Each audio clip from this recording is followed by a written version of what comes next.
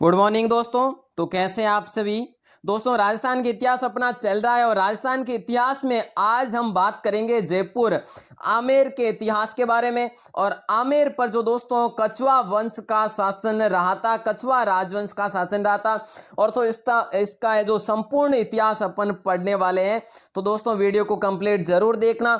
और आज जो है अपन पार्ट फर्स्ट पढ़ेंगे और उसके बाद पार्ट 2 और पार्ट 3, मतलब कि कुल अपन 3 पार्ट में जयपुर का इतिहास कंप्लीट करेंगे दोस्तों, क्योंकि अपन महत्वपूर्ण तथ्य और है जो विस्तार से पढ़ रहे हैं, इसीलिए अपने जो टाइम लग रहा है। ठीक है दोस्तों, व्हाट्सएप ग्रुप को आपने अभी तक ज्वाइन नहीं किया है तो जरूर ज्वाइन कर दीजिएगा और टेलीग्राम चैनल को भी ज्वाइन जरूर कर दीजिएगा, क्योंकि आपको यहाँ पर इसी प्रकार के जो भी आज अपन पढ़ेंगे ये मटेरियल भी आपको यहीं पर मिलने वाला है। और जो भी दोस्तों अपने एग्जाम से रिलेटेड व्हाट्सएप ग्रुप और टेलीग्राम चैनल पर ही मटेरियल उपलब्ध करवाया जाएगा। और दोस्तों यूट्यूब चैनल पर आप पहली बार हो तो चैनल को सब्सक्राइब जरूर कर दीजिए। और इसके लिंक है दोस्तों, दोनों के लिंक व्हाट्सएप ग्रुप और टेलीग्राम चैनल के लिंक डिस्क्रिप्शन में दी हुई है, यहाँ से आप संपर्क ज्वाइन कर सकते हैं। और दोस्तों नहीं तो आप इस नंबर पर भी संपर्क करके ज्वाइन हो सकते हैं। दोस्तों डेली लाइव सुबह 9 बजे शाम 9 बजे जरूर जुड़ा करें, ताकि आपके जो है सिलेबस को मैं इसी प्रकार से कंटिन्यू करते हुए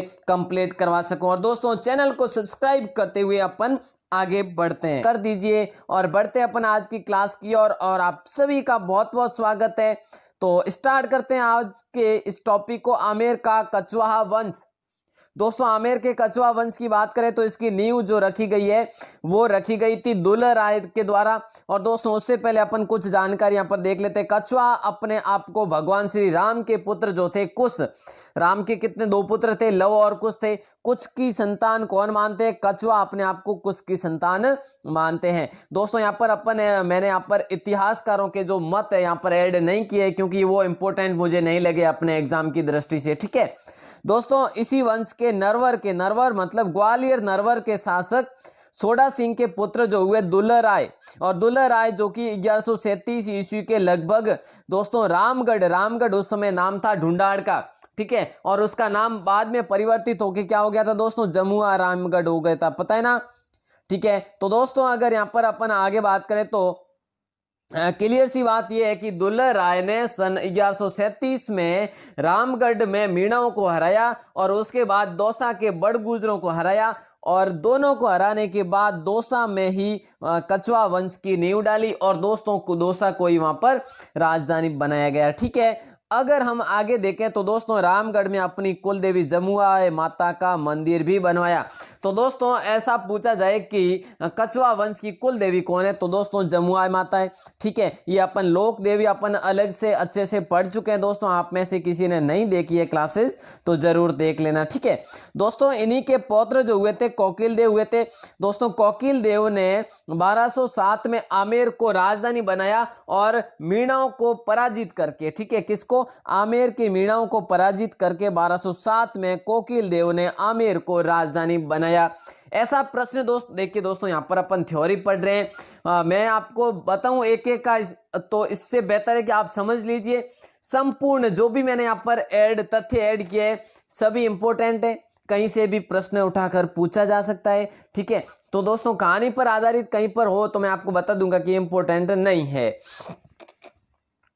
दोस्तों अगर हम पर आगे बात करें तो पृथ्वीराज कछवा जो थे ना, अपने खानवा का युद्ध पढ़ा, मेवाड़ का इतिहास पढ़ा तब। तो दोस्तों महाराणा सांगा के साथ पृथ्वीराज कछवा भी थे खानवा के युद्ध में, जिन्होंने खानवा के युद्ध में साथ दिया था वो इसी वंशज के थे।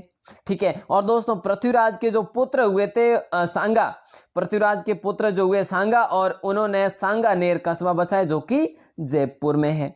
ठीक है दोस्तों, और आगे अपन बात करें तो बहुत ही इंपॉर्टेंट जो तथ्य है ये है राजध्वज। जयपुर के कछवाओं का राजध्वज दोस्तों पचरंगी ध्वजा है, और जिसमें नीला, पीला, लाल, हरा और सफेद ये 5 रंग है दोस्तों। ठीक है, ध्यान रखेंगे आप, ये ध्यानपूर्वक पढ़ेंगे दोस्तों, आप सभी से मेरी रिक्वेस्ट है। और यदि आप अब लाइव में ध्यानपूर्वक नहीं पढ़े तो वापस से पुनः जरूर देख लेना, ताकि अपन प्रश्नोत्तरी में इसी टेस्ट को है जो अच्छे से कर पाएंगे। बिल्कुल, तो दोस्तों राजवाक्य इनका क्या है? यतो धर्म स्तुतो जय। क्या है? यतो धर्म स्तुतो जय। तो दोस्तों ये तो है जो इनका राजवाक्य है, राज चिन्ह है। ठीक है, राज चिन्ह पर ये वाक्य है। और दोस्तों कदमी मैल ये क्या है भैया जी? कदमी मैल है कछवा शासकों का राज्याभिषेक यहाँ पर होता था। तो दोस्तों ऐसा पूछा जाए कि कछवा शासकों का राज्याभिषेक कौन से महल में हुआ करता था, तो कदमी महल में दोस्तों। ठीक है, तो दोस्तों दुल्लह राय का बचपन का नाम क्या था, ये दोस्तों देखिए दुल्लह राय और हाँ कोकिल देव दोनों यहाँ पर मैंने साथ में ही ऐड किए, अलग अलग नहीं किए। ठीक है, तो दोस्तों दुल्लह राय के बचपन का नाम तेज करण था दोस्तों। ठीक है, ये सभी को पता होना चाहिए। 12 कोठड़ी क्या था दोस्तों, 12 कोठड़ी क्या था, पृथ्वीराज कछवा ने अपना राज्य अपने 12 पुत्रों में 12 भागों में विभाजित कर दिया था, और उस 12 भागों को अलग अलग इसीलिए ही तो कहा गया है 12 कोठड़ी। ठीक है, तो दोस्तों ऐसा प्रश्न पूछा जाए तो ध्यान रखेंगे। दोस्तों 1207 में कोकिल देव से, अब देखिए यहां पर ये चीज जरूर ध्यान रखेंगे दोस्तों, 1207 से लेकर कोकिल देव से लेकर 1727 तक आमेर ही राजधानी रहा। इन्होंने कोई राजधानी चेंज नहीं की दोस्तों।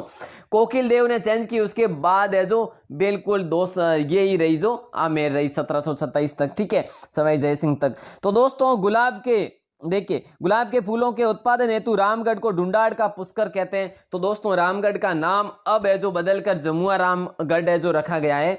तो दोस्तों जब जमुआ राय माता का मंदिर बना। ठीक है, तो दोस्तों देखिए ढूंढाड़ जो है, ढूंढाड़ का पुष्कर किसे कहा जाता है, ऐसा प्रश्न पूछा जाए तो रामगढ़ या जमुआ रामगढ़। ठीक है दोस्तों, और इसी वंश के दोस्तों, ये तो मैंने ऐसे बीच में ऐड किया है, इसी वंश के शेखा ने शेखावटी में अपना अलग राज्य बनाया। दोस्तों अगर मैं बात करूं आपसे तो कोकिल देव ने उस समय शेखावटी में विस्तार तो कर लिया था, लेकिन शेखा ने पूर्ण रूप से शेखावटी में अपना अलग राज्य भी बनाया था, मतलब अलग होकर राज्य बना दिया था। ठीक है, और दोस्तों ये रतन सिंह कछवा, इनके बारे में आपने अभी तक नहीं देखा है तो जरूर ध्यान केंद्रित कीजिएगा। रतन सिंह कछवा राजपूताने का ऐसा पहला शासक जिसने अफगान शासक शेरशाह सूरी की अधीनता स्वीकार की। अगर दोस्तों ऐसा पूछा जाए कि मेवाड़ के पहले राजा, पहले शासक जिन्होंने मेवाड़ के पहले महाराणा जिन्होंने अफगान शासक शेरशाह सूरी की अधीनता स्वीकार की, तो वो कौन थे दोस्तों, अपन ने पढ़ा था, सभी जवाब भी दे सकते हैं यहाँ पर कमेंट में। बिल्कुल, मेवाड़ के शासक जो थे महाराणा उदय सिंह थे, जिन्होंने किले की चाबी भी उन तक पहुंचा दी थी। चलिए दोस्तों आगे अपन बात करते हैं। कछवा जो मूलतः जो थे ग्वालियर के नरवर के निवासी थे, ये या तो अपन ने पहले ही क्लियर कर दिया है। ठीक है, चलिए दोस्तों आगे अपन बढ़े तो आगे आता है राजा भारमल को अपन थोड़े से अच्छे से पढ़ लेते हैं। दोस्तों राजा भारमल का जो वास्तविक नाम जो था वो था बिहारीमल, और दोस्तों इसका जो शासनकाल रहा था 1546 से 1573 तक। ठीक है दोस्तों, और सांगा के भाई थे ये जो पृथ्वीराज के पुत्र हुए। पृथ्वीराज कछवा के कौन हुए, तो दोस्तों ये जो सांगा के भाई भारमल ने 1546 ईस्वी में आमेर का शासन संभाला।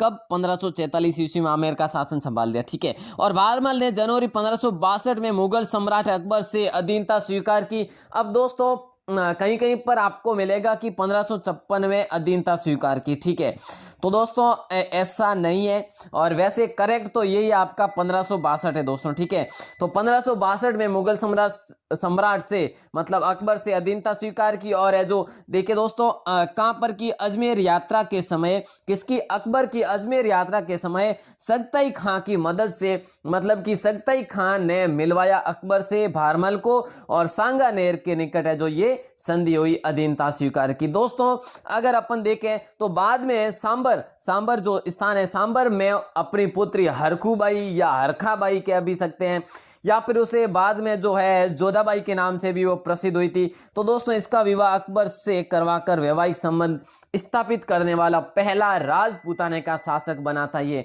और दोस्तों इसका नाम, जोधाबाई का नाम उसके बाद में जो क्या जाना गया, अकबर ने उसका नाम दे दिया था बेगम मरियम उज्जमानी नाम दे दिया था। और जिनसे है जो दोस्तों, जिससे सलीम मतलब कि जहांगीर को है जो इसने जन्म दिया था, किसने, बेगम मरियम उज्जमानी, हरखाबाई को या जोधाबाई को इसने जो जहांगीर को जन्म दिया। दोस्तों अगर अपन आगे बात करें इस राजा के बारे में, तो राजपूताने के पहले राजा जिसने मुगलों की अधीनता स्वीकार की, और पहले राजा जिसने वैवाहिक संबंध भी स्थापित किए दोस्तों। ठीक है, तो ये तो हो गया आपका बहुत ही इंपॉर्टेंट जीके तथ्य। और दोस्तों जयपुर के इतिहास में सब कुछ जो है जो भी है सब कुछ इंपॉर्टेंट है, आप सभी ध्यानपूर्वक देखेंगे। यहाँ पर मैंने कहानी पर आधारित कुछ भी ऐड नहीं किया है, ठीक है दोस्तों।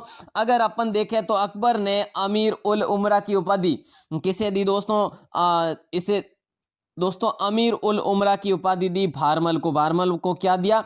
अमीर उल उमरा की उपाधि दी। और दोस्तों भारमल की सहायता से 1576 में अकबर ने नागौर दरबार लगाया। तो दोस्तों 1576 में आपको सभी को पता है कि नवंबर 1576 में अकबर ने नागौर दरबार लगाया था, जिसमें चंद्रसेन को भी बुलाया गया था, लेकिन उन्होंने वहां पर अधीनता स्वीकार नहीं की थी। ये तो अपन ने पढ़ा था बिल्कुल मारवाड़ के इतिहास के समय, ठीक है। तो दोस्तों ध्यान रखें, मतलब रिपीट करें, आप पीछे के भी याद करें ताकि जो अपन को याद रह सके। बाकी इतिहास में कोई ट्रिक भी नहीं है। और देखिए दोस्तों अपन आगे क्रांति पढ़ेंगे या प्रजामंडल पढ़ेंगे तो उसमें कोशिश करूंगा कि आपके लिए ट्रिक भी क्रिएट करूं। तो दोस्तों भगवंत दास के बारे में अपन बात करें तो भगवंत दास 1574 से 1579 तक 1574 से 1589 तक इनका शासनकाल रहा, ठीक है। और भगवंत दास या फिर भगवान दास कुछ भी कहो, और दोस्तों भारमल के ये पुत्र थे, ठीक है। और अकबर ने राजपूतों में पहली बार इन्हें 5000 की मनसबदारी दी थी दोस्तों। अब ऐसा प्रश्न पूछा जाए कि अकबर ने संपूर्ण राजपूतों में पहली बार या फिर राजपूत शासकों में पहली बार जो मनसबदारी दी गई, 5000 की मनसबदारी किसे दी गई? 5000 की, ठीक है। 5000 की मनसबदारी अब भगवंत दास को दी गई, ठीक है। तो दोस्तों अगर अपन आगे बात करें तो आगे आता है अपनी पुत्री देखिए दोस्तों भगवंत दास ने अपनी पुत्री मानबाई का विवाह शाहजादा सलीम जो कि जहांगीर से करवाया, और दोस्तों 13 फरवरी 1585 में करवाया। ये डेट भी आपके लिए यहाँ पर ऐड किए। दोस्तों मानबाई मनभावती सुल्तान निचा है जो ये जहांगीर ने इसको उपाधि दी थी दोस्तों, ठीक है। और शाह बेगम, ये 4 नाम आप ध्यान रखेंगे। मानबाई किसकी पुत्री थी? मानबाई भगवंत दास की पुत्री थी। तो दोस्तों जोधाबाई किसकी थी? भारमल की पुत्री थी। तो दोस्तों ऐसा आपको ध्यान में रखना है। भारमल की पुत्री का विवाह जो अकबर से करवाया गया था, जोधाबाई का, हरकाबाई का। तो दोस्तों मानबाई का विवाह जो है विवाह किससे? सुल्तान सलीम जहांगीर से करवाया, ठीक है। ये चीज जरूर ध्यान रखेंगे दोस्तों। भगवान दास की मृत्यु लाहौर में हुई, ठीक है। भगवान दास की मृत्यु लाहौर में हुई। तो दोस्तों खुसरो देखिए दोस्तों यहाँ पर मैंने खुसरो जो आपको यहाँ पर ऐड किया है, तो देखिए खुसरो ऐड किया तो उसके पीछे ये 4 लाइनें भी ऐड कर दी है। तो खुसरो मानबाई का ही पुत्र था दोस्तों। खुसरो के अलावा जहांगीर के 3 और पुत्र थे, 4 पुत्र थे मतलब कि, ठीक है। तो दोस्तों नूरजहां शहरयार को राजा बनाना चाहती थी। नूरजहां जो इनकी बेगम थी, शहरयार इनका नूरजहां का पुत्र था, शहरयार को राजा है जो ये बनाना चाहती थी, मतलब कोशिश की थी, लेकिन खुर्रम ने शहरयार की हत्या कर दी थी और शाहजहां के नाम से सिंहासन पर बैठा कौन? खुर्रम, ठीक है दोस्तों। ये चीज जरूर ध्यान रखेंगे, मतलब कि याद रखने योग्य बात, ठीक है दोस्तों। अब अपन बात करते हैं मान सिंह प्रथम के बारे में, जो कि अकबर का विश्वस्त जो सेना नायक था। मान सिंह प्रथम जैसे फरजंद की उपाधि दी गई। 1589 से 1614 तक इनका शासनकाल रहा था दोस्तों। भगवंत दास के पुत्र और जन्म इनका हुआ 2 दिसंबर 1550 में मौजमाबाद में इनका जन्म हुआ दोस्तों, जो कि सांबर में, ठीक है, उस समय नाम था। और दोस्तों मान सिंह ने 1562 ईस्वी में जीवन पर्यंत 1614 तक मान सिंह ने 1562 ईस्वी से जीवन पर्यंत 1614 तक मुगल साम्राज्य की सेना नायक सूबेदारी मनसबदारी के रूप में सेवा की। और दोस्तों अकबर ने इन्हें 7000 मनसबदारी दी थी। तो अकबर ने इन्हें कितनी? कुल 7000 मनसबदारी दी थी दोस्तों। और अकबर का सर्वाधिक विश्वस्त शासक था और 1589 में आमेर का जो शासन संभाला दोस्तों, ठीक है। लेकिन यहाँ पर अपन है जो राज्याभिषेक की बात करें तो आगे बात करते हैं। और दोस्तों 12 वर्ष की आयु में अकबर की सेवा में ये चले गए थे और अकबर के नवरत्नों में भी ये एक थे दोस्तों। इन्हें जो मान सिंह को फरजंद की उपाधि दी गई, फरजंद का मतलब होता है पुत्र, ठीक है। तो दोस्तों फर्जंद की उपाधि दी गई अकबर ने मानसिंह को और राजा की भी उपाधि दी गई। दोस्तों मैंने आपको बताया मुगल साम्राज्य के द्वारा किस किस को क्या उपाधियां दी गई वो अपन एक एक करके अवश्य एक क्लास में पढ़ेंगे दोस्तों, याद करेंगे, हो सका तो ट्रिक के माध्यम से, ठीक है। तो ये काफ़ी जो है जैसे मारवाड़ में, मेवाड़ में, या फिर आमेर में, या फिर बीकानेर में, सभी को अलग अलग से अपन पढ़ लेंगे जो भी है ना। दोस्तों प्रथम बार राज्याभिषेक इनका हुआ 1590 में पटना में, और उसके बाद दूसरी बार जो हुआ आमेर में हुआ था दोस्तों, ठीक है। तो ये चीज़ भी ध्यान रखेंगे। और दोस्तों अमान सिंह ने बंगाल में अकबर नगर तो बिहार में मानपुर नगर भी बसाया था। तो दोस्तों बंगाल का सूबेदार भी बनाया गया था इन्हें, और बिहार में भी सूबेदार बनाया गया था। तो दोस्तों ये अपन आगे बात करते हैं। सबसे पहले अपन बात करते हैं दोस्तों महाराणा प्रताप से इनकी भेंट कैसे होती है। महाराणा प्रताप को अधीनता स्वीकार करवाने के लिए अकबर है जो इन्हें कब भेजते हैं, जून 1573 में महाराणा प्रताप के पास भेजते हैं। और दोस्तों लेकिन यहाँ पर ये महाराणा प्रताप को संधि करने हेतु राजी नहीं कर पाते, मतलब कि असफल हो जाते हैं।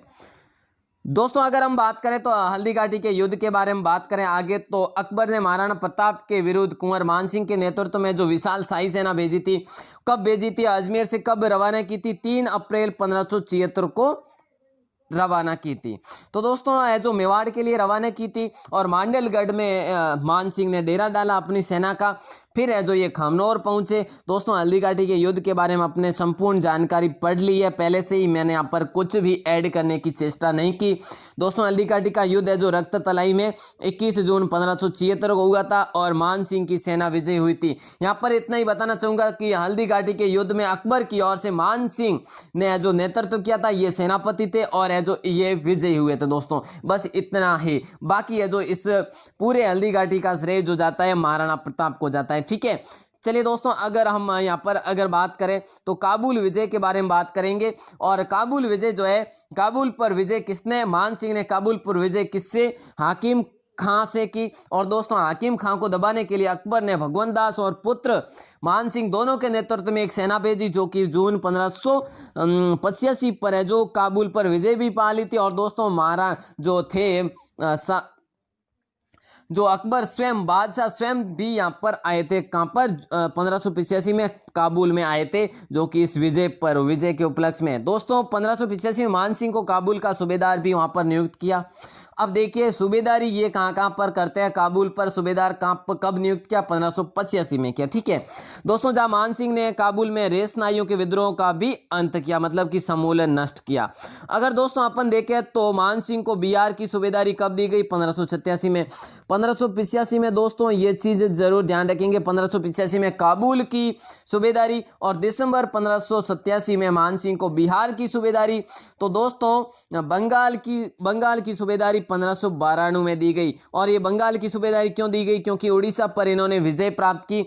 अफगान शासक नासिर खां से 1592 में जो ये विद्रोह किया और उसको हराया, इसीलिए जो इनको मान सिंह को बंगाल का सूबेदार भी अकबर द्वारा बनवाया गया, ठीक है। तो दोस्तों उसके बाद राजा मान सिंह कूच बिहार के शासक लक्ष्मी नारायण तथा पूरी बंगाल के राजा केदार को पराजित किया। इन्होंने जो कूच बिहार के शासक लक्ष्मी नारायण को पराजित किया, उसके बाद जो पूरी बंगाल के राजा केदार को पराजित करके, जो आपको पता हो तो शीला माता की मूर्ति वहां से लेकर आए थे, राजा केदार से छीनकर 1604 में शीला देवी की मूर्ति लेकर आए थे। और दोस्तों आपने कथन भी सुना होगा कि शीला देवी लायो राजा मान। तो दोस्तों आमेरा की शीला देवी लायो राजा मान, ये आपने कथन भी सुना होगा। तो दोस्तों ये जो है जो शीला माता की मूर्ति है, ये कहाँ पर प्रतिष्ठित करवाई, आमेर के महलों में प्रतिष्ठित कराई। उसके बाद है जो जैसे जैसे कालांतर में उनके मंदिर का भी निर्माण करवाया, माता के मंदिर का। और दोस्तों मैंने आपको बता दिया है कि अपन पढ़ चुके हैं, लोक देवी अपन ने अच्छे से पढ़ी है। आप थ्योरी भी देख सकते हैं, टेस्ट भी देख सकते हैं, ठीक है, यदि आप चाहें तो। और उसका लिंक आप आज के इस डिस्क्रिप्शन में या फिर इस आई बटन में डाल देंगे, ठीक है।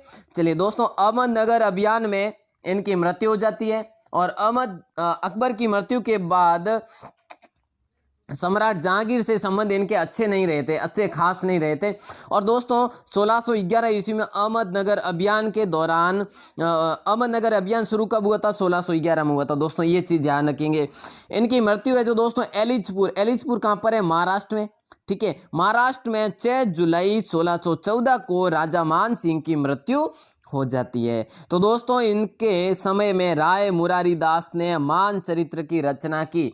तो दोस्तों ऐसा पूछा जाए, मान चरित्र में इनका पूरा वर्णन मिलता है और राय मुरारी दास ने इनकी जो रचना की। दोस्तों पुंडरीक विठल ने राग चंद्रोदय, राग मंजरी और नर्तन निर्णय, ये तो अपन पहले से ही पढ़ चुके हैं साहित्य में दोस्तों, ध्यान रखेंगे अपना दोस्तों कहीं न कहीं रिपीटेड होता ही होता है। तो दोस्तों इसी प्रकार से आपको याद होने में भी कोई प्रॉब्लम नहीं रहेगी, आसानी से याद भी होता रहेगा। और मैंने कोशिश भी यही की है कि मैं पीछे की जो भी अपन ने पढ़ी है जीके या अपना इतिहास पढ़ा वो आगे है जो अपन कुछ महत्वपूर्ण तथ्य के साथ है जो ऐड भी करे तो अच्छा रहे। दोस्तों बिहार की सूबेदारी के समय मान सिंह ने रोहतासगढ़ में भव्य महल बनाए थे। जब बिहार की सूबेदारी दी गई थी ने उस समय मान सिंह ने रोहतासगढ़ में भव्य मंदिर बनवाए, महल बनवाए।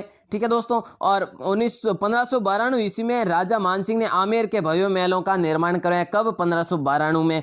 और दोस्तों यहाँ पर अगर देखें तो वृंदावन में गोविंद देव जी का मंदिर इन्हीं के द्वारा बनवाया गया। ठीक है, और जगत शिरोमणि का मंदिर भी इन्हीं के द्वारा बनवाया गया।